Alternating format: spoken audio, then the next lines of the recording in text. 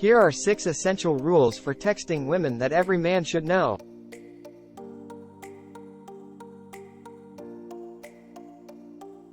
1. Forget the many emojis and funny reactions. You are a man and every text should have a purpose.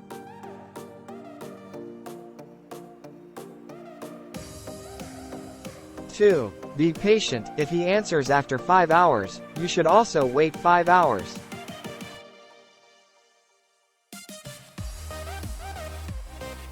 3. Don't explain your biography to him. Let some things remain secret. If he wants to know something, he will ask, and when he asks, it means that you have caught his attention.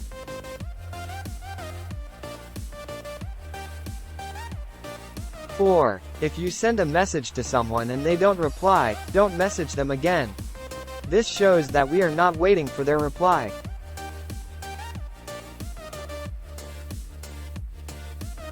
5. If your conversation during the day is only about how your day went, you should try to lead the conversation in such a way that he offers you a phone call or even better a face-to-face date. 6. Message is a tool, not a way to save. Use it wisely. The goal is not to fall in love with that girl's chat page, but you should be a man who can't resist seeing you.